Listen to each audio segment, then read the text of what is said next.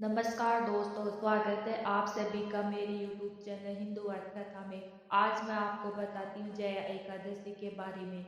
जया एकादशी के दिन नारायण की विधि विधान से पूजा होती है। इसके साथ ही इस दिन व्रत रखने का भी विधान है।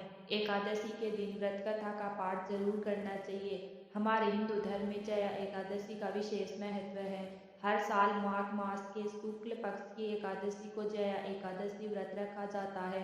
इस साल जया एकादशी 20 फरवरी 2024 को है।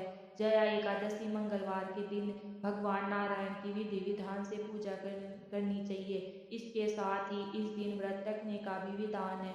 मान्यता है कि एकादशी व्रत के दिन व्रत करने वाले जातकों को सभी सुखों की प्राप्ति होती है। एकादशी व्रत वाले दिन व्रत कथा का पाठ जरूर करना चाहिए। अब जानते हैं एकादशी व्रत कथा।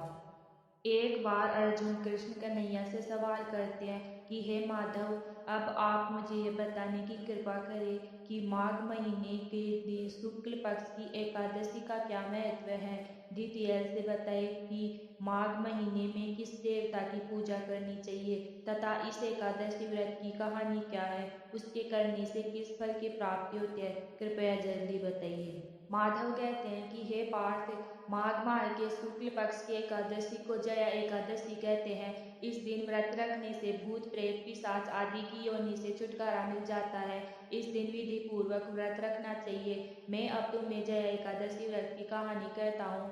एक समय की बात है, नंदनवन में उत्सव का आयोजन हो रहा था।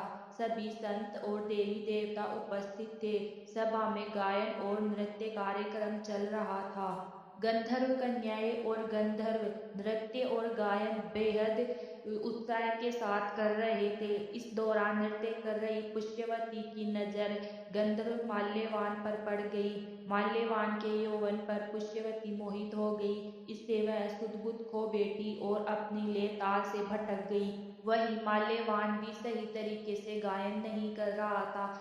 ऐसा देख सभा में मौजूद सभी लोग गुस्सा हो गए। ये नजारा देख खुद देवराज भी क्रोधित हो गए और उन्होंने दोनों को स्वर्ग से बाहर निकाल दिया। साथ ही उनको यह श्राप भी दिया कि तुम दोनों को प्रेत योनि प्राप्त होगी। श्राप के असर से माल्यवान और पुष्यवती प्रेत योनि में चले गए और वहां जाकर उनको दुख का सामना करना पड़ा।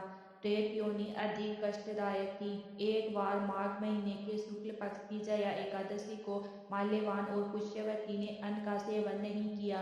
दिन में एक बार फलाहार किया। इस दौरान दोनों ने जगत के पालनहार भगवान विष्णु का सुमिरन किया।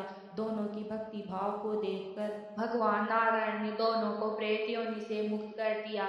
भगवान श्री हरि के आशीर्वाद से दोनों को सुंदर शरीर प्राप्त हुआ और वह फिर से स्वर्ग लोक चले गए। जब वहां पहुंचकर इंद्र को प्रणाम किया तो वह चौंक गए।